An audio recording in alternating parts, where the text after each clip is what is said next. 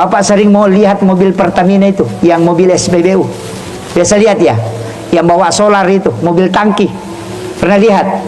Berapa liter solar diangkut itu, Pak? 5.000. Saya mau tanya, kenapa dia sudah bawa solar 5.000 liter, tapi kenapa dia bisa kehabisan solar? Masuk ke Pertamina isi solar.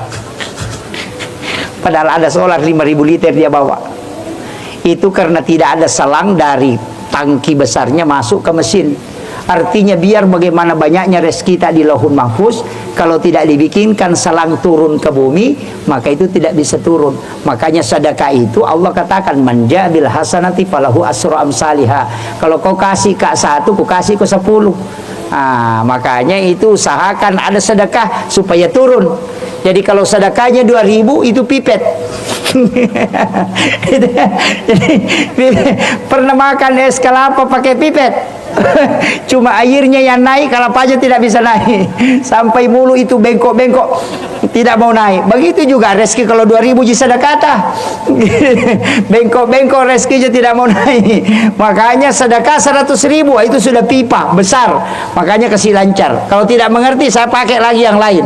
Ini ada laut di sini. Ada yang sering mancing di sini, Pak. Ada sering mancing. Itu orang kalau mancing, itu dipancing dia pasang cacing. Itu cacing untuk ikan atau untuk pemancing? Saya mau tanya, itu kalau orang mancing pakai cacing di pancingan, itu cacing untuk ikan atau untuk pemancing? Kalau untuk ikan jangan pakai pancing, cacing saja dilempar turun. Ya kan? Coba pikir.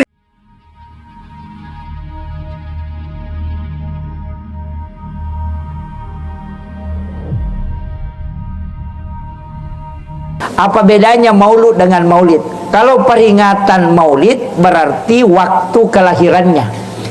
Kalau peringatan maulud Nabi berarti orangnya yang diperingati. Itu beda. Jadi kalau maulid itu waktunya 12 Rabiul Awal kalau kita mengambil kalendernya.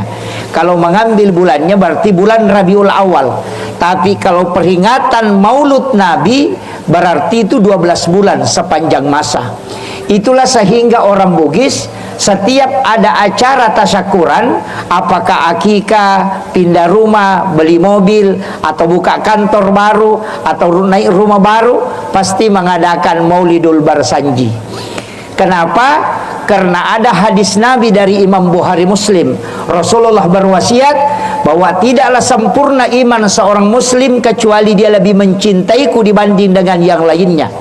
Jadi hadis ini dijabarkan para ulama dengan mengatakan setiap apa yang kau mulai maka mulailah dengan solawat, dan solawat yang paling sempurna adalah membicarakan perjalanan hidup Rasulullah, dan itu ada dalam kitab Maulidul Barsanji. Sehingga orang Bugis selalu baca Barsanji. Kalau pindah rumah baru baca Barsanji, beli mobil baru Pak Imam disuruh naik di mobil baca Barsanji, padahal mobilnya kecil, imamnya tinggi, makanya bengkok punggungnya di atas mak Barsanji.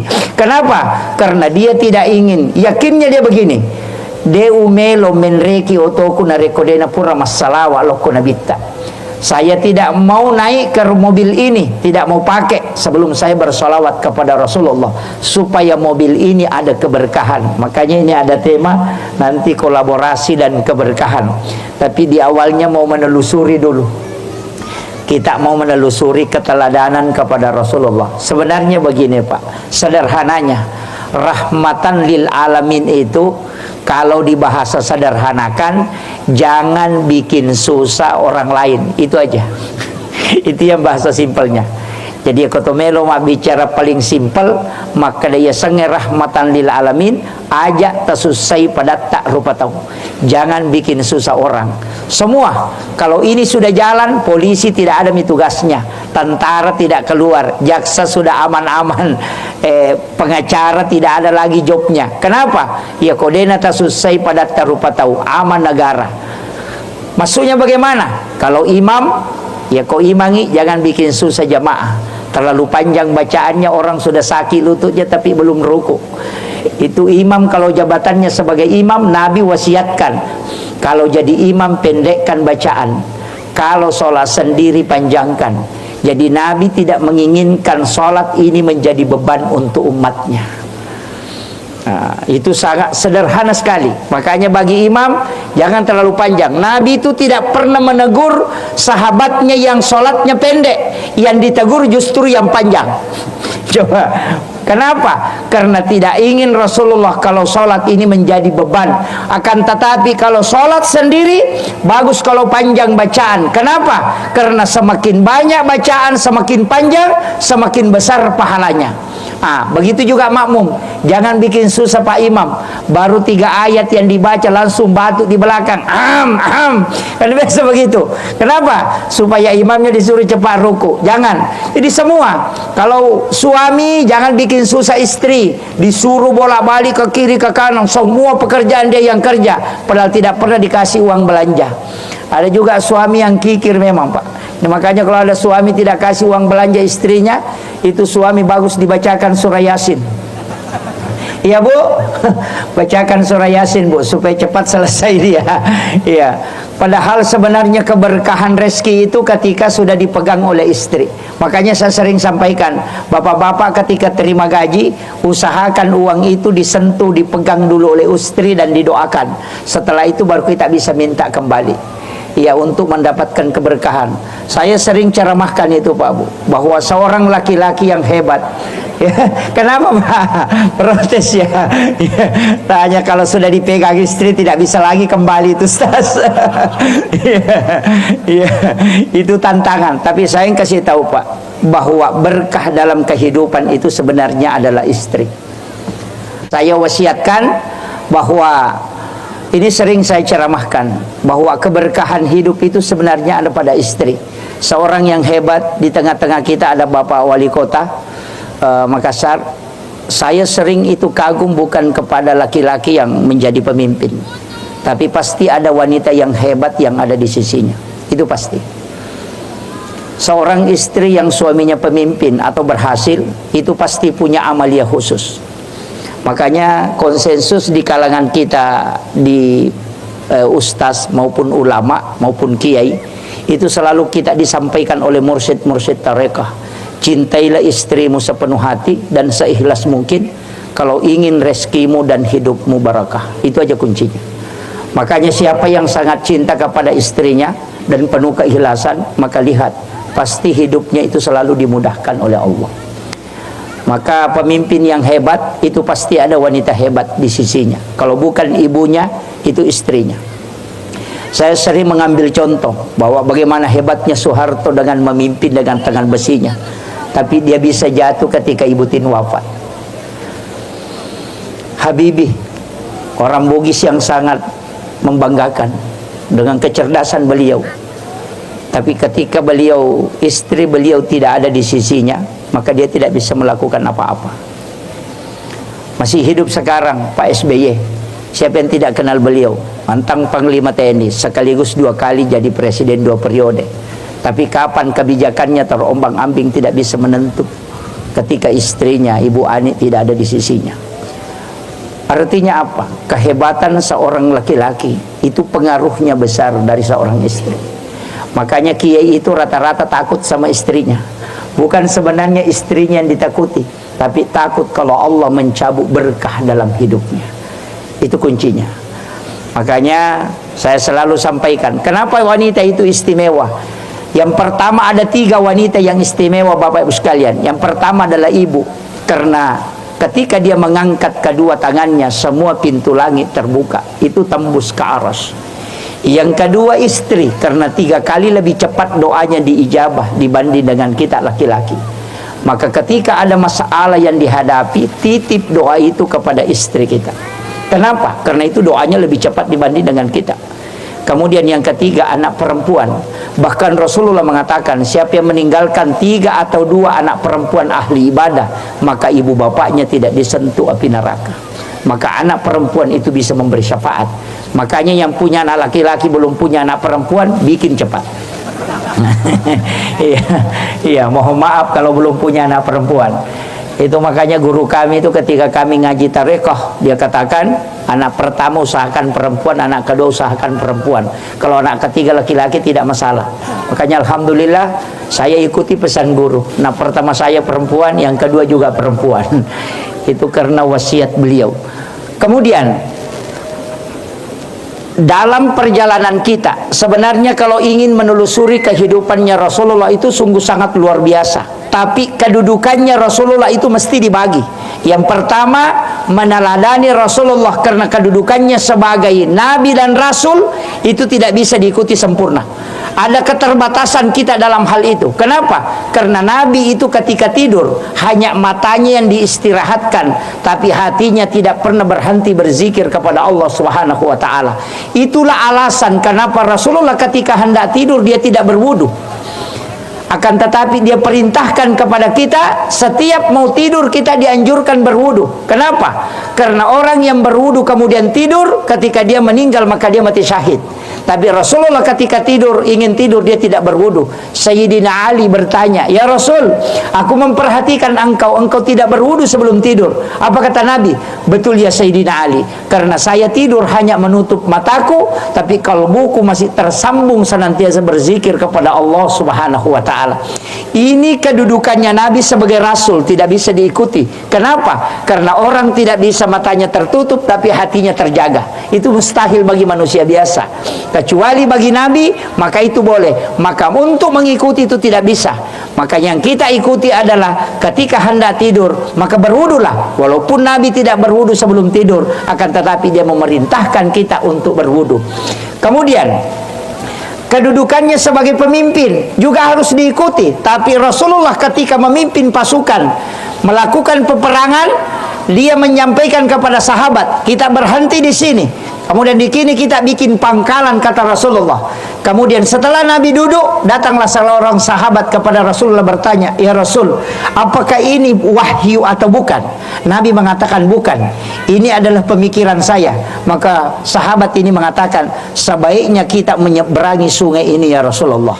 Kita jangan bikin pangkalan di sini. Kita menyeberangi sungai supaya nanti airnya kita bisa minum, kemudian kita bisa pakai berwudu untuk sholat. Nabi mengatakan itu yang lebih baik. Silahkan kita menyeberang. Artinya apa? Seorang pemimpin itu mesti selalu berdiskusi dengan bawahannya untuk minta tanggapan. Karena kenapa? Masing-masing orang diberikan kelebihan, dan kadang Allah titip sesuatu ilmu di orang lain yang kita tidak miliki. Inilah yang dilakukan oleh Rasulullah, selalu berkomunikasi. Akan tetapi ketika itu berkaitan dengan wahyu, maka itu tidak bisa ditawar. Maka Nabi diikuti, tidak mungkin dia salah dalam ucapan, pasti dia benar. Akan tetapi ketika dalam kepemimpinan, dalam manajemen, maka itu bisa saja diberikan masukan oleh para sahabatnya, dan ini yang harus kita teladani. Rasulullah juga ketika ada ucapannya berbeda dengan ucapan setelahnya.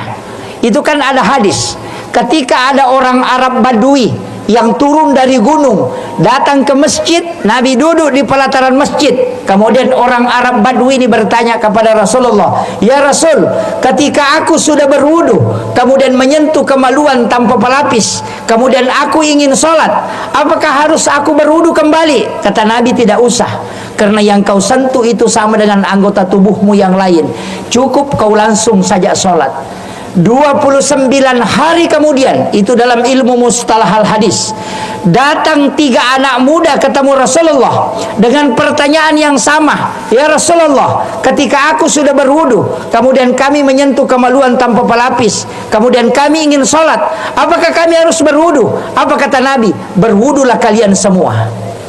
Pertanyaannya sama, akan tetapi jawaban Nabi berbeda. Maka disinilah dipakai 3 kaidah hukum dalam menetapkan hukum. Imam Malik mengatakan bahwa menyentuh kemaluan tanpa pelapis itu tidak membatalkan wudhu secara mutlak, nanti ketika ada syahwat. Tapi Imam Syafi'i mengatakan yang penting menyentuh pasti batal. Kenapa berbeda? karena pakai kaidah. Yang pertama nasi mansuk, yang kedua pakai metode tarjih, yang ketiga pakai metode al-jam'u. Jadi ada ulama yang pakai al-jam'u, mengkompromikan. Ada yang pakai nasi mansuk. Nasi mansuk itu kalau bahasa sekarang di amandemen. Kalau undang-undang lama dihapuskan oleh undang-undang baru. Kemudian yang ketiga pakai metode tarjih. Muhammadiyah sering memakai metode tarjih. Maka diteliti. Hadis pertama orang tua yang menyampaikan. Tidak ada saksinya karena dia sendiri.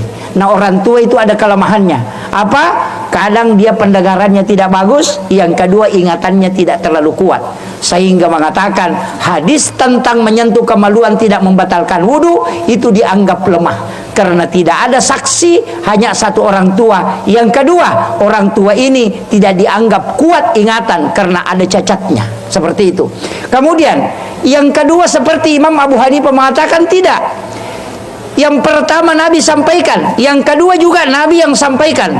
Dua hal ini tidak mungkin bertentangan. Hanya saja kita mengatakan bertentangan, sehingga dia pakai metode al-jam'u. Bagaimana caranya? Bahwa yang pertama bertanya adalah orang tua, Nabi mengatakan tidak apa-apa. Yang kedua yang bertanya adalah anak muda, Nabi mengatakan berwudulah kalian semua. Artinya ketika orang tua yang menyentuh kemaluan tanpa pelapis, maka itu tidak batal wudu, karena mungkin hanya boleh jadi dia gatal gitu baru dia garuk, artinya tidak ada syahwatnya.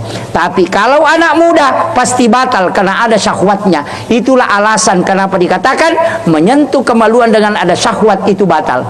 Tapi Imam Tasyafi mengatakan tidak, hadis yang pertama tidak dipakai karena hadis yang kedua lebih kuat, maka dipakailah bahwa setiap menyentuh kemaluan tanpa pelapis maka itu batal wudu. Begitu cara ulama menetapkan hukum dalam hadis yang berbeda. Nah, sekarang ini banyak permasalahan muncul karena yang kita telusuri adalah perbedaannya, bukan alasannya yang berbeda. Kenapa berbeda?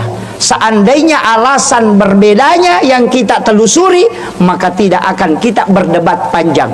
Makanya Imam Syafi'i, Imam Malik, Imam Abu Hanifah dan Ahmad bin Hanbal berbeda pendapat, tidak pernah saling mengkafirkan, apalagi mengatakan kau masuk neraka. Kenapa? Karena dia bicara hukum dan kaidah, bukan bicara bid'ah. Ini penting saya sampaikan. Kalau ada masalah, kembalikan apa hukumnya. Kalau bukan wajib, haram, makruh, mubah atau sunnah, itu aja. Jangan katakan bid'ah, karena kapan dikatakan bid'ah pasti ujungnya neraka. Kalau kita mengatakan makruh tidak masuk neraka, kecuali mengatakan haram itu baru berdosa. Ini yang sekarang terjadi. Ketika ada sedikit masalah langsung mengatakan ini bid'ah. Dia tidak mengatakan oh ini makruh, ini sunnah, ini mubah, ini wajib. Seandainya kita kembali ke hukum, maka tidak ada perdebatan panjang yang saling menyalahkan. Makanya saya sering sampaikan kepada semua jamaah, silahkan belajar agama, tapi kembali pakai kaidah hukum, jangan pakai kaidah bid'ah, supaya kita tidak mudah mengkafirkan orang, bahkan menyesatkan orang. Sama dengan ada yang di tengah-tengah kita ini sungguh sangat luar biasa karya dari jamaah dan para karyawan Debosowa, luar biasa. Tapi ini saya ingin sampaikan, kenapa orang Bugis pakai kado minyak? Ini yang banyak orang tidak tahu. Kenapa pakai kado minyak kalau maulid? Kenapa pakai batang pisang? Kenapa pakai telur? Itu semua ada maknanya. Yang pertama, kenapa pakai kado minyak? Dan biasanya orang tua dulu itu pakai 4 warna. Sampai kado minyak itu diwarnai. Ada warna merah, ada warna kuning, kemudian memang hitam dengan putih. Itu 2 beras ketan memang yang tidak diwarnai. Tapi kenapa ada yang merah dengan kuning? Sebenarnya dia mengambil hakikat ilmu hikmah. Yang pertama, Rasulullah itu dan manusia itu diciptakan dari 4 unsur, Pak. Yang pertama unsur api, yang kedua unsur angin, yang ketiga unsur tanah, yang keempat unsur air. 4 unsur inilah sehingga memberikan 4 warna. Warna merah dengan simbol api, yang simbolnya berdiri, itu disebut huruf alif. Tapi warna kuning itu adalah angin, yang warna kuning angin, kemudian simbol hurufnya adalah huruf H, maka itu ruku. Sedangkan warna hitam itu adalah tanah, yang simbol hurufnya adalah mim, maka itu simbol orang sujud. Sedangkan warna putih adalah air, dan simbol hurufnya adalah dal. Makanya alif, ha, mim, dal. Kalau disambung itu Ahmad. Nah, itu sehingga makanya kadang dia bahasakan itu. Kalau tubuh kita, kepala itu huruf mim, dada itu huruf ha, pinggul itu huruf mim, kaki itu huruf dal. Makanya tulisannya Muhammad. Kalau sholat itu berdiri, ruku, sujud, dan duduk. Jadi simbolnya api, angin, tanah dengan air. Makanya dia pakai kadominya itu dengan 4 warna. Artinya semua itu juga dari nurun Muhammad. Itu pada hakikatnya. Jadi mereka itu mengambil tafaul. Tafaul itu kalau bahasa Bugis senu-senungan. Ya, artinya ada pemaknaan dalam setiap yang dihadirkan. Sebenarnya orang Bugis pakai istilah sulapa apa. Kenapa disebut sulapa apa? Itu semua sebenarnya Abu Bakar, Umar, Utsman, dan Sayyidina Ali. Itu 4. Kemudian Masailul Arba, Imam Syafi'i, Imam Malik, Imam Abu Hanifah, dan Ahmad bin Hanbal. Itu juga 4. Kemudian unsur penciptaan juga 4. Itu dia pakai. Sama dengan angka 7. Makanya orang Bugis itu kalau ada uangnya, ada huruf angkanya 77 na double, pasti dia simpang itu. Dia bilang Indo di dia bilang selama ada ini uangku pasti tidak habis. Ya betul lah, karena selalu kau simpang kan. Tapi sebenarnya angka 7 itu juga memang adalah angka pilihan. Kenapa? Saya telusuri semua hadis tentang hitungan, ternyata angka 7 ini yang paling banyak hadisnya, hitungannya. Coba 7 bulan kandungan disuruh syukuran, 7 hari kelahiran disuruh akikah. Kalau tidak sempat di hari ke-7 tambah 7 hari berarti 14. Kalau tidak sempat tambah lagi 7 hari berarti 21. Sunnah akikah itu cuma 3 hari. 7 hari kelahiran, 14 hari kelahiran, dan 21 hari kelahiran. Kemudian hadisnya berlanjut. Ketika 7 tahun umurnya anakmu, maka perintahkan dia sholat. Kenapa bukan 5 tahun? Kenapa dia pakai angka 7? 7 hari kelahiran akikah, 7 tahun disuruh sholat. Padahal sekarang anak sudah bisa disuruh sholat di umur 5 tahun. Tapi kenapa pakai angka 7? Nanti 10 tahun kalau tidak sholat sudah bisa dipukul, Pak. Tapi kenapa? Karena dia memasuki nanti tahun 7 kedua di 14. Karakter itu 3 tahun untuk sholat itu harus dipaksakan. Tapi dari 7 tahun sampai ke 10 tidak usah dipukul kalau tidak sholat. Disuruh saja sholat. Kemudian kita merayunya untuk sholat, kasih hadiah. Tapi ketika sampai 10, bentuk karakter dengan keras. Artinya usahakan dia tidak tinggalkan selama 3 tahun itu. Nanti kalau sudah masuk 14, insya Allah kau sudah tidak suruh lagi dia sholat, karena sudah menjadi karakter untuk dirinya. Nanti 21 suruh dia menikah sampai 28. Kalau dia tidak menikah di situ, ambil hitungan 7 berikutnya, 28 sampai 30 lebih. Nanti kalau 30 lebih dia tidak menikah, maka dia malas menikah. Nanti di umur 42 sampai 43 baru dia mau menikah. Tapi makanya orang yang sudah menikah di situ juga mau menikah lagi. Makanya hati-hati bu suami, kita jaga baik-baik. Nanti kalau umur 40 itu di situ. Kenapa? Orang mengatakan puber kedua, tidak. Itu kelipatan 7. Kenapa sa'i ini 7 putaran, tawaf 7 putaran, suratul Fatihah adalah 7 ayat yang berulang. Rakaat sholat ada 17 rakaat. Orang dalam sholat itu ada 7 anggota badan yang tersentuh ketika sujud. 2 tangan, 1 kepala, 2 lutut, 2 kaki. Itu semua hitungan 7. Langit 7 susun, tanah pun 7 lapis. Kenapa semua dipakai angka 7 ini? Itu karena ada makna yang tersimpan di dalamnya. Para ulama kita dulu tuh mengkaji. Tapi saya tidak lari ke sana. Ini anak-anak pondok nanti pusing, ya. Makanya saya hanya wasiatkan, kenapa ada zikir itu kadang 77. Zikirnya itu baca 7 kali, ini baca 7 kali, ini baca 7 kali. Sampai hari pun itu dalam 1 pekan itu kan 7 hari. Kenapa? Itu semua ada hikmahnya. Makanya angka 7 ini adalah angka pilihan. Makanya rata-rata zikir itu pakai bilangan 7.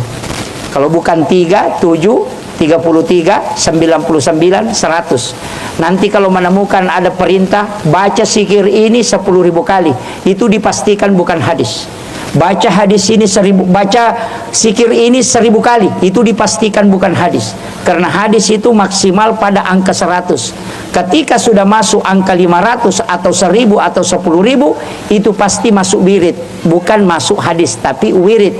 Artinya amalan yang ditetapkan jumlahnya dan dilakukan pada waktu-waktu yang kita tetapkan. Kenapa? Ibadah wirid itu sangat istimewa, karena orang yang ada wiridnya pasti terjaga zikirnya. Kalau orang tidak ada wiridnya, tidak terjaga zikirnya. Kalau dia sibuk, tidak bersikir lagi. Nanti tenang, santai, baru bersikir lagi. Makanya bikin wirid. Wirid yang paling gampang, membaca surah Al-Ikhlas 10 kali di waktu pagi. Itu Rasulullah mengatakan, siapa yang membaca surah Al-Ikhlas 10 kali di waktu pagi istiqamah, maka Allah akan membangunkan istana di dalam surga. Nah, biar tidak sholat subuh, pasti ada hotelnya di surga, tapi dia tidak masuk. Iya kan? Nabi kan bilang dibangunkan istana di dalam surga. Man qara bi suratil Ikhlas, siapa yang baca surah Al-Ikhlas 10 kali, banallahu lahu baitan fil jannah, maka Allah akan bangunkan istana di dalam surga. Nabi tidak mengatakan dia masuk surga. Sama bangun masjid, Nabi mengatakan man bana masjidan fid dunya lillahi ta'ala banallahu lahu baitan fil jannah. Siapa yang membangun masjid di dunia karena Allah, maka Allah akan bangunkan istana di dalam surga. Jadi kalau ada orang kaya bangun masjid tapi dia tidak sholat, tetap ada rumahnya di surga, cuma dia tidak masuk. Tapi kalau dia rajin sholat tapi tidak pernah sedekah, maka dia masuk surga, tidak ada tempatnya. Nah, makanya digandeng itu, aqimis sholat wa atuz zakah, aqimis sholat wa atuz zakah. Makanya rajinlah bersedekah walaupun hanya 2.000. Tapi ingat, sebenarnya sedekah ini memiliki 28, yang saya temukan 28 keistimewaan. Keistimewaan sedekah dan tingkatan sedekah itu masih beda-beda, Pak Bu. Saya ingin sampaikan begini, kalau ambil sedekah yang paling rendah, sedekah yang paling rendah, memberikan sedekah kepada orang lain, kemudian kita mengikuti perkataan yang menjengkelkan atau mencaci. Karena fungsi sedekah itu cuma dua. Yang pertama menyambung silaturahmi, yang kedua adalah menggembirakan orang. Nah, kalau dikasih sedekah baru kita bikin jengkel, ngomel-ngomel, apa ini selalu minta-minta. Karena begitu, ambil ini selalu itu jadi kasih, kemarin datang lagi. Artinya sedekah fungsinya cuma dua, menyenangkan hati orang. Kalau sudah dicaci begitu pasti jengkel. Yang kedua menyambung silaturahmi, pasti terputus silaturahmi. Jadi sedekah yang tidak ada gunanya adalah sedekah yang diikuti dengan perkataan yang tidak baik. Itu betul-betul tidak ada gunanya, karena sudah menyakiti perasaan orang sekaligus sudah memutus silaturahmi. Tingkatan yang kedua dari bawah ini, tingkatan yang kedua sedekah riya. Sedekah riya itu bisa berpahala. Jadi bukan sedekahnya dia dapatkan pahalanya, bukan. Karena ada doanya Nabi, ya Rob, berikan pahala kepada orang yang menggembirakan umatku. Maka siapa yang bersedekah dan orang gembira, walaupun yang bersedekah itu riya, dia dapat pahala, tapi bukan pahala sedekah, hanya pahala menggembirakan umatnya Rasulullah. Makanya jangan cale-cale ini yang sering bagi-bagi sarung, ya yang sarung yang bagus-bagus lah supaya senang orang mengambilnya. Kalau tidak senang orang mengambilnya, nanti kalau riya lagi, itu jadi masalah, tidak dapat sama sekali. Makanya kalau bersedekah usahakan hatinya orang merasa senang ketika dikasih. Dari situlah kenapa disebut lan tanalul birra hatta tumpiku mimma tuhibbu. Itu kuncinya. Naik satu tingkat lagi disebut sedekah ikhlas. Ini terbagi 3. Sedekah ikhlas yang pertama, jangan kita yang menentukan. Wah, ini berat, Pak. Saya mau tanya, Pak Bu, sudah pernah bersedekah orang yang meminta, yang disuruh ambil?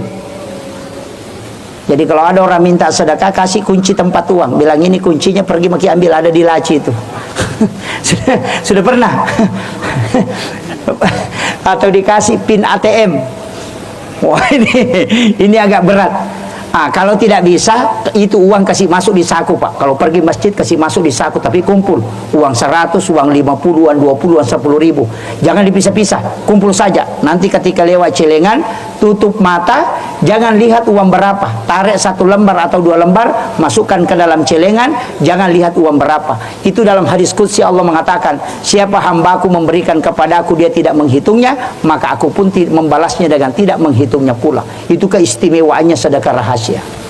Nah, kalau kita kadang ditarik uang 100 didorong lagi masuk. Wah, ini kadang-kadang uang 100 ini tidak bisa keluar ini kalau dia bilang salah tarik. Wah, itu jadi masalah. Sedekahnya paling kecil baru doanya paling besar. Wah, itu juga jadi masalah. Malaikat itu bikin pusing, Pak. Makanya sebenarnya begini, rezeki itu kan ada di Lauhul Mahfuz, mau dikasih turun, makanya dibuatkan jalur. Orang Bugis bilang kodongi dalekmu, artinya rezeki itu harus dipakaikan penarik jalur turun. Jadi biarpun 1 miliar rezeki tak di Lauhul Mahfuz, kalau tidak ada jalurnya turun, itu tidak bisa turun. Bagaimana cara kasih turun rezeki itu? Saya sering ambil contoh. Bapak sering mau lihat mobil Pertamina itu, yang mobil SPBU. Biasa lihat ya, yang bawa solar itu, mobil tangki. Pernah lihat berapa liter solar diangkut itu, Pak? 5.000. Saya mau tanya, kenapa dia sudah bawa solar 5.000 liter, tapi kenapa dia bisa kehabisan solar? Masuk ke Pertamina isi solar. Padahal ada solar 5.000 liter dia bawa. Itu karena tidak ada selang dari tangki besarnya masuk ke mesin. Artinya biar bagaimana banyaknya rezeki tak di Lauhul Mahfuz, kalau tidak dibikinkan selang turun ke bumi, maka itu tidak bisa turun. Makanya sedekah itu Allah katakan manja bil hasanati falahu asru amsalihha. Kalau kau kasih ke 1, ku kasih ke 10. Nah, makanya itu usahakan ada sedekah supaya turun. Jadi kalau sedekahnya 2.000 itu pipet. Jadi pernah makan es kelapa pakai pipet? Cuma airnya yang naik, kalau aja tidak bisa naik. Sampai mulu itu bengkok-bengkok, tidak mau naik. Begitu juga rezeki kalau 2.000 sedekah, bengkok-bengkok rezekinya tidak mau naik. Makanya sedekah 100.000 itu sudah pipa besar. Makanya kasih lancar. Kalau tidak mengerti, saya pakai lagi yang lain. Ini ada laut di sini. Ada yang sering mancing di sini, Pak. Ada sering mancing. Itu orang kalau mancing, itu dipancing dia pasang cacing. Itu cacing untuk ikan atau untuk pemancing? Saya mau tanya, itu kalau orang mancing pakai cacing di pancingan, itu cacing untuk ikan atau untuk pemancing? Kalau untuk ikan jangan pakai pancing, cacing saja dilempar turun. Ya kan? Coba pikirkan, Pak. Kalau untuk ikan kenapa pakai pancing? Mestinya cacing saja dilempar karena mau kasih makan ikan. Sebenarnya cacing itu bukan untuk ikan, itu untuk kita. Makanya disebut pancingan. Cuma tidak bisa diambil kalau tidak dipancing. Begitu juga rezeki. Kalau mau kau datangkan rezeki besar, pancing supaya dia bisa datang. Sedekah itu memancing. Karena Allah bilang kasih ke 1 baru ku kasih ke 10. Makanya kalau berdoa minta, ya Allah kasih rezeki, dikasih mobil, kasih motor, malaikat juga pusing. Dari mana kau dikasih? Dan tidak ada yang kasih keluar. Kan gitu. Makanya sebelum berdoa sedekah dulu. Sudah sedekah baru berdoa. Berarti ada jalurnya yang dikasih turun. Itu kuncinya, Pak. Kadang-kadang kita kan bikin malaikat pusing. Nah itu juga banyak yang keliru. Itu doa, malaikat melapor itu cuma 2 kali, Pak. Karena tidak mungkin naik ke langit malaikat itu kecuali perintah. Kapan malaikat itu naik? Hari Senin dan hari Kamis. Makanya kita puasa di 2 hari itu. Kenapa? Karena di situ melapor malaikat. Kita berdoa hari Sabtu, itu belum dilapor, baru dicatat. Berdoa hari Ahad, dicatat. Berdoa hari Senin, baru dikumpul ini, baru dilapor. Karena dia melapor hari Senin. Nanti juga yang hari Kamis, melapor hari Kamis. Makanya banyak orang berdoa, hari sholat subuh minta sepeda, sholat duhur minta motor, sholat asar minta mobil. Mereka juga pusing. Nah bilang melumpi, dilapor bos berubah lagi. Gitu. Makanya saya sering sampaikan juga ibu-ibu, kalau suami tak selingkuh, jangan berdoa. Kalau selingkuh hari Ahad, hari Sabtu, berdoa ke hari Sabtu, hari Ahad. Bila mereka sabar, saya baru catat, belum dilapor. Bisa-bisa menikah, belum dilapor. Kan begitu. Makanya kalau mau cepat, sholat. Karena sholat itu tidak pakai perantara malaikat. Makanya kenapa semua ibadah itu ada sholatnya? Sudah ada doa musafir, kenapa ada sholat sunat musafir? Sudah ada doa taubat, kenapa ada sholat sunat taubat? Karena kalau doa musafir, kau berangkat hari Selasa, pulang hari Rabu, belum pindah lapor malaikat, kembali kau. Tapi kalau kau sholat sunat musafir, di saat itu kau sudah melapor langsung kepada Allah. Dari situlah kenapa Rasulullah menganjurkan setiap masalah yang kau hadapi, maka ambillah yirwud wudhu, kemudian sholat, dan kau memohon kepada Allah, utamanya di sujud terakhir, karena di situ tempat hamba lebih dekat dengan Tuhannya. Jangan kasih masuk di Facebook. Bu, bu, kalau ada masalah jangan dibikin status di Facebook. Banyak ibu-ibu sekarang semua masalahnya ditulis di Facebook. Bertengkar sama suaminya langsung bikin status, aku menyesal. Ternyata katanya kau begitu, tidak seperti dulu lagi. Baru bikin gambar lope-lope pecah, langsung ada duda mak komen di bawah, sabar sayang. Ini yang kadang jadi masalah, ya. Bu, dari dulu sampai dunia kiamat tidak ada malaikat yang diutus mencatat keluhan dalam Facebook. Tidak ada. Yang ada malaikat diutus ketika dalam sholat. Makanya ketika ada masalah, ambil air wudhu, kemudian sholat. Itu yang diajarkan oleh Rasulullah. Dan satu-satunya ibadah yang tidak boleh dicampur itu cuma sholat. Kalau orang puasa nonton TV tidak batal puasanya, tapi kalau orang sholat nonton TV pasti batal sholatnya. Iya, orang haji makan dan minum bicara itu tidak batal hajinya, tapi kalau orang sholat melakukan itu pasti batal. Dan satu-satunya ibadah yang tidak bisa diwakilkan itu cuma sholat. Kalau haji boleh badal haji, puasa boleh diqadha atau diganti dengan fidyah. Tapi zakat juga bisa dibayarkan anak kita, tapi kalau sholat tidak bisa. Seandainya bisa Pak, enak sekali, dikasih tahu saja istri, pergi ke pasar menjual, nanti saya sholat duhur 2 kali, ku kasih kau 1. Itu seandainya bisa diwakilkan, tapi tidak bisa. Makanya sholat ini nafsi-nafsi, tidak ada alasan, pokoknya kerjakan. Makanya saya kasih tahu semua karyawan yang hadir, anak-anakku, jangan pernah tinggalkan sholat. Sesibuk apapun kita, laksanakan itu. Yang paling pokok bagi orang yang mencari rezeki. Banyak yang keliru Pak, kadang sibuk mencari rezeki kemudian dia tidak sholat. Saya bilang orang ini terbalik otaknya. Maka dak atau sigilingan otaknya itu kong kamak balu nadena sempajang. Orang yang pergi pasar menjual itu kan cari rezeki. Orang yang pergi kerja itu kan cari rezeki. Kemudian Allah kan yang mengatur rezeki. Masa kita tinggalkan yang mengatur rezeki gara-gara mencari rezeki? Mestinya terbalik. Kau ketemu dulu yang ngatur rezeki, baru kau cari rezeki supaya dimudahkan dan rezekimu diberkahi. Itulah yang dilakukan oleh Rasulullah, para sahabat-sahabat Nabi. Tidak usah pusing Pak, rezeki itu sudah ditentukan sebelum kita lahir. Apa kata Imam Malik? Rezekimu sudah ditetapkan sebelum engkau lahir. Ada malaikat yang disuruh bagi. Tidak mungkin malaikat salah bagi. Kalau tim sukses biasa salah bagi Pak. Kalau malaikat tidak mungkin. Dia lihat di mana rumahmu dan dia tahu siapa yang harus dibawakan. Itu kuncinya. Makanya yakinlah, Sayyidina Ali mengatakan, saya tidak pernah khawatir dengan rezekiku, karena biar di tangannya orang pasti akan kembali ke saya. Makanya rezeki itu jalurnya banyak Pak. Ada orang sakit baru datang rezekinya. Makanya kalau sakit Pak, biasanya itu rezeki juga mau datang. Karena ada orang itu nanti sakit baru ada tetangganya yang bawakan gula pasir sama biskuit. Itu sebenarnya rezeki biskuitnya mau diambil. Ya. Makanya kalau kita sakit, nah ada orang bawakan makanan, makan itu. Biar sedikit. Jangan bilang enggak boleh makan, enggak, makan sedikit. Baca bismillahirrahmanirrahim, la syifa'u illa anta syafi. Makanya kalau masuk rumah sakit, nah ada orang jenguki, kemudian ada kue yang dia bawa, makan sedikit saja. Biar kita ambil satu sedikit saja, kemudian kita makan. Kalau memang, kenapa? Siapa tahu itu rezeki kita yang mau kita ambil sehingga kita sakit, dan itu bisa menjadi obat.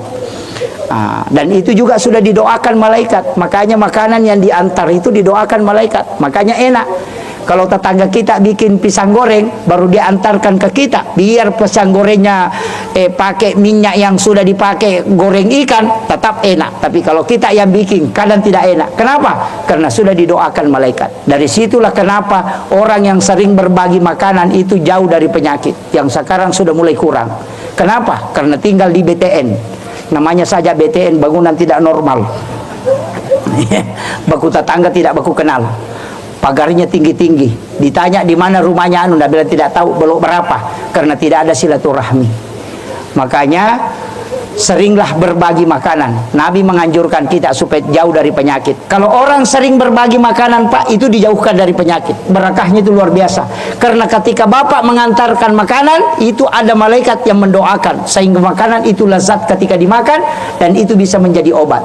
Makanya kentara itu kalau orang sakit-sakitan berarti kikir itu. Sebagian alasannya ulama mengatakan jangan kikir, jangan pelit. Karena kenapa? Nanti ada penyakit, hal-hal lain yang tidak yang akan menimpamu. Tapi sekarang susah orang berbagi. Tidak sama orang tua kita dulu. Tidak ada kulkas di rumahnya, tidak ada lemari es. Enak kalau dia beli ikan 3 langsung dimasak, sebagian dikasih tetangganya karena basi kalau tinggal. Sekarang beli ikan 3 masuk di kulkas 2, 1 jina masak, merah matanya di situ tidak dikasih keluar, padahal tetangganya makan lombok. Iya, bikin kue juga begitu di kampung saya, bukan di Makassar. Bikin kue juga begitu, masuk di kulkas tidak dikasih tetangganya, bilang enak dimakan kalau dingin. Makanya Pak, saya kasih tahu, kalau ada perempuan 2 kulkas di rumahnya, berarti itu neneknya orang kikir. Iya Pak, karena tidak kasih tetangganya itu, makanya seringlah berbagi. Dan itulah yang membuat orang jarang bertengkar. Kemudian saya mengambil hakikatnya sedikit maulid. Begini Pak, Rasulullah, kita akan mau masuk surga. Nah, kunci surga itu cuma 2. Yang pertama jalur rahmat, itu hak prerogatif Allah. Yang kedua jalur syafaat, itu hak siapa yang punya hak prerogatif kalau syafaat? Rasulullah. Tidak ada nabi dan rasul yang bisa memberi syafaat. Kenapa Rasulullah bisa? Karena ternyata tidak ada nabi yang punya otoritas ibadah kecuali hanya Rasulullah. Makanya dalam Islam itu ada 2 tingkatan ibadah, ada wajib, ada sunnah. Haji wajib, ada umrah sunnah. Zakat wajib, ada sedekah sunnah. Sholat wajib, ada sholat sunnah. Puasa wajib, ada puasa sunnah. Syahadat wajib, sholawat yang sunnah. Kenapa ada wajib, ada sunnah? Yang wajib itu jalur rahmat, yang sunnah ini jalur syafaat.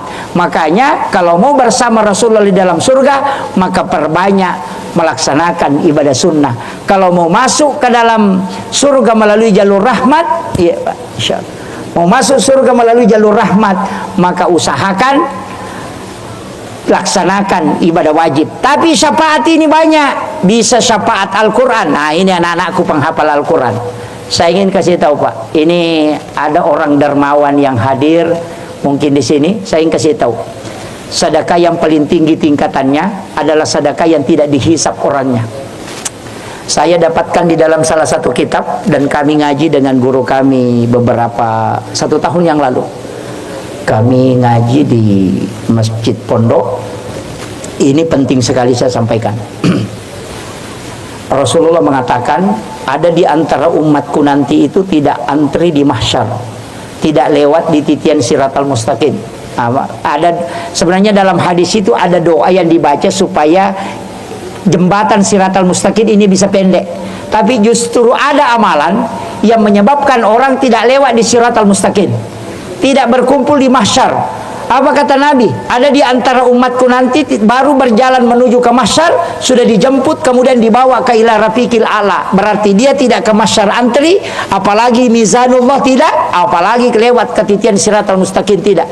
Dari ila rafiqil a'la kata Nabi, dibawa ke dalam surga. Jadi ada orang itu punya jalan pintas, tidak dibawa ke mahsyar. Siapa kata Nabi? Orang yang bersedekah yang tidak tahu siapa yang disedekahi, dan yang disedekahi pun tidak tahu siapa yang mensedekahi. Ini yang jarang kita lakukan. Hampir saya pastikan tidak banyak orang yang melakukan sedekah ini. Orang yang sedekah itu tidak tahu siapa yang disedekahi, dan yang disedekahi itu tidak tahu siapa yang mensedekahi. Bagaimana caranya? Ini ada anak-anak pondok tahfiz.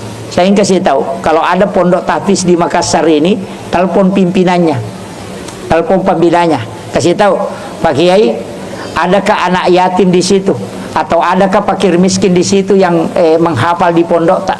Kalau bilang ada anak yatim atau ada fakir miskin atau ada anak kurang mampu, kasih tahu berapa pembayarannya 1 bulan. Yang mengatakan pembayarannya misalnya 500.000, kasih tahu pembinanya, saya minta, saya mau bantu itu anak yatim, tapi saya minta jangan kasih tahu saya namanya dan tidak usah kasih ketemu saya. Dan saya minta juga anak itu jangan tahu siapa yang membantunya. Jadi kita hanya transfer masuk ke rekening kantingnya setiap bulan. Itulah yang dimaksud yang bersedekah tidak tahu siapa yang disedekahi, dan yang disedekahi tidak tahu siapa yang mensedekahi. Nanti anak ini ketika selesai menghafal, kita ketemu misalnya di jalan, kita tidak pernah tahu bahwa saya dulu yang membantu anak ini ketika dia sekolah atau dia menghafal. Atau kalau ketika dia berhasil, kita tidak pernah tahu bahwa saya dulu yang bayarkan kantinnya, bayarkan sekolahnya. Begitu juga dia, ketika dia ketemu dengan kita, dia tidak pernah tahu bahwa kita yang membantunya.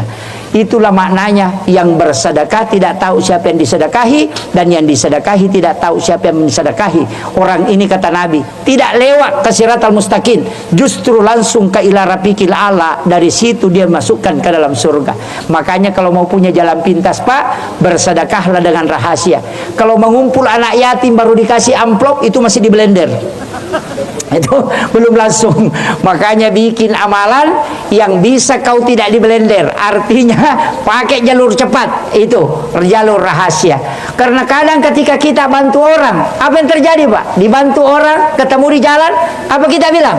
Seandainya bukan saya yang bantu, tidak berhasil kok. Ketika orang kadang berhasil, apa yang kita bilang? Oh, saya dulu yang bantu itu. Yang biasa begitu. Apalagi kalau orang yang pernah kita bantu dan tidak hiraukan, apa yang bisa kita bilang? Dek Tony sama terima kasih. Itu kan begitu. Ini orang tidak pintar berterima kasih. Saya dulu yang bantu tapi dia tidak ini. Itu kadang-kala muncul. Makanya kalau mau selamat, pakai jalur cepat seperti itu.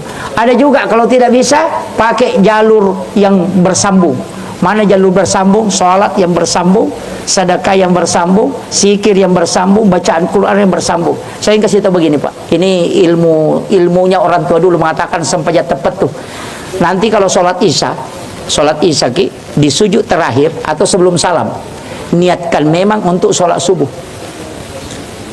Jadi di sujud terakhir itu niatkan memang, atau di sebelum salam kita niatkan memang untuk sholat subuh. Jadi kita berjalan menuju kemana saja, itu pasti menuju ke sholat. Dan orang yang berniat melakukan satu kebaikan itu sudah dicatat. Ketika dia meninggal, itu pahalanya jalan terus, walaupun dia sudah meninggal. Karena orang yang berniat melakukan kebaikan itu tercatat selamanya. Itulah alasannya kenapa orang kekal di dalam surga, padahal ibadahnya terbatas. Sama aja kalau mau ke jalan, misalnya kita di Makassar, kita mau ke Bone, mestinya kita sudah target memang, saya berangkat jam 9, berarti nanti saya misalnya di Barru sholat duhur, atau di Bone sholat duhur. Jadi sebelum berangkat itu, niatkan memang bahwa saya di sujud terakhir sholat subuh, niatkan memang sholat duhur di tempat yang kita mau tuju itu. Kenapa? Supaya perjalananmu, kalau kau meninggal kecelakaan dalam perjalanan, insya Allah kau mati syahid. Karena nanti Allah cuma tanya malaikatnya, hambaku dari mana? Dia bilang dari sholat subuh di sini, dia mau pergi sholat duhur di sana, di masjid ini. Misalnya di Mangkoso, dia sholat duhur, sholat subuh di Makassar tadi ya Rob, dan dia ke Mangkoso, mau ke Mangkoso sholat duhur. Maka semua perjalanan kita itu dianggap ibadah dan dosa diampuni. Kenapa? Karena perjalanannya menuju ke sholat. Makanya kalau mau jalan, Pak, jangan selalu pikirkan di mana nanti singgah makan. Kadangkala ada orang mau jalan itu langsung makan dipikirkan, baru mana nanti disinggahi. Inilah hikmahnya kenapa Rasulullah dalam peristiwa Isra Mi'raj itu cuma 2 tempat disebut, minal Masjidil Haram ilal Masjidil Aqsa. Padahal Nabi ke Madinah, baru ke Bukit Tursina, baru ke Baitul Lahmi, baru ke Masjidil Aqsa. 5 tempat disinggahi Rasulullah, padahal kenapa dalam ayat cuma 2 disebut, minal Masjidil Haram ilal Masjidil Aqsa. Itu pesan untuk kita. Kalau kau mau melakukan perjalanan, usahakan berangkat dari sholat dan kau tiba dengan sholat, supaya ketika engkau meninggal dalam keadaan mati syahid, karena perjalananmu terus menuju ke sholat.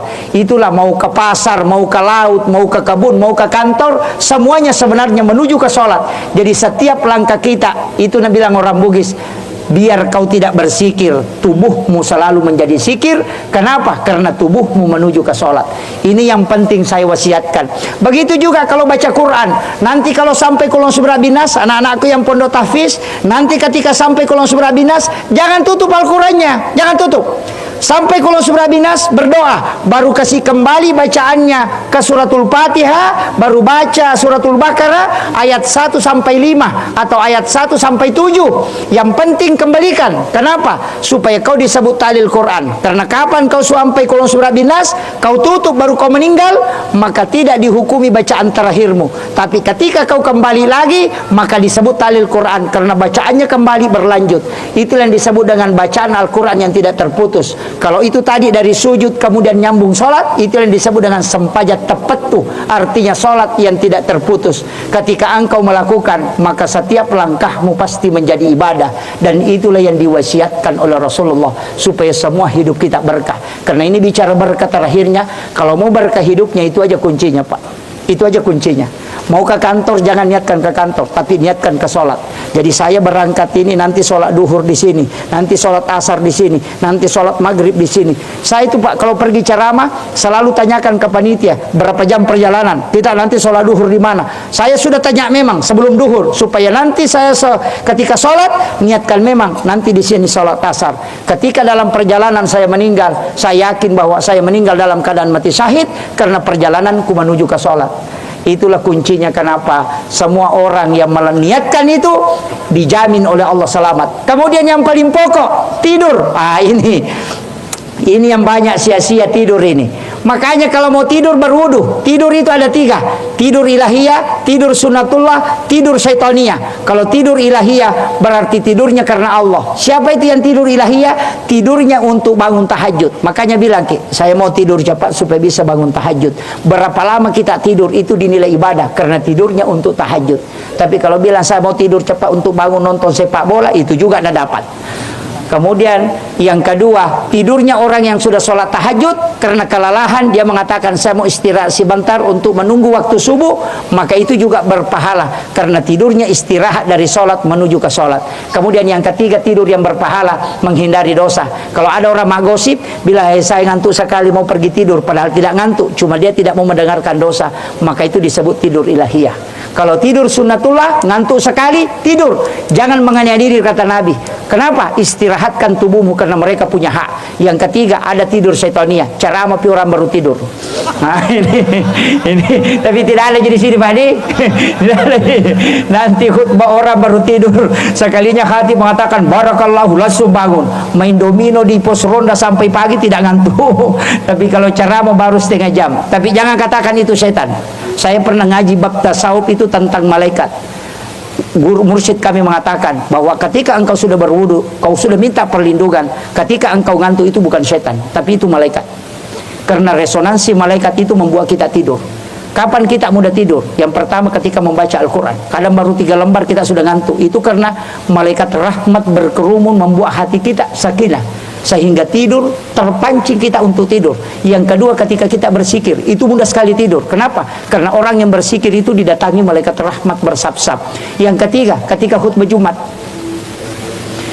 ketika khatib naik di mimbar setengah mati kita tahan. Kenapa ngantuk? Karena seluruh malaikat rahmat itu akan masuk ke dalam masjid bersab-sab. Itulah yang menyebabkan kita mudah tidur.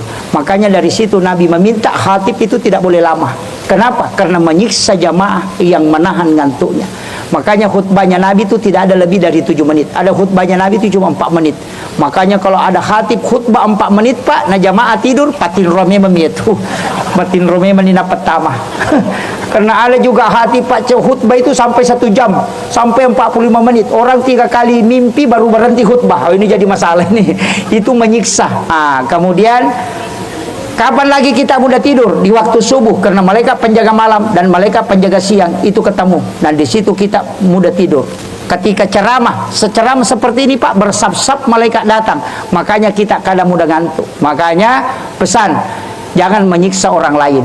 Jangan menyiksa, itu wasiatnya guru kami.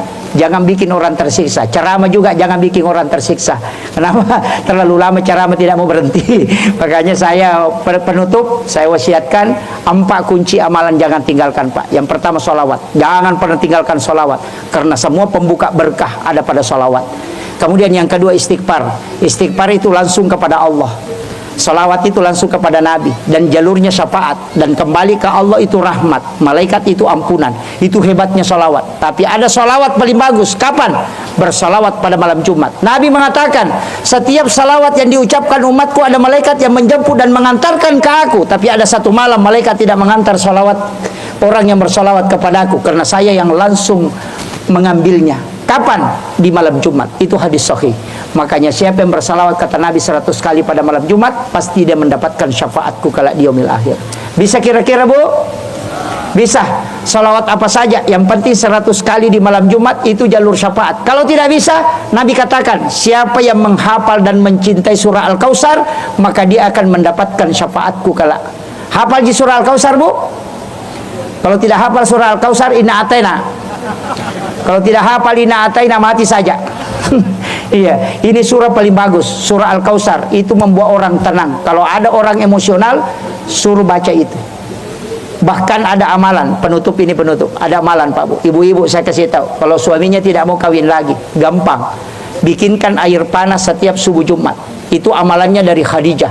Khadijah itu sering mengambil sisanya Nabi, kemudian dia menutup demi supaya Nabi tidak menghabiskan minumannya. Kemudian dia minum untuk mengambil barakahnya.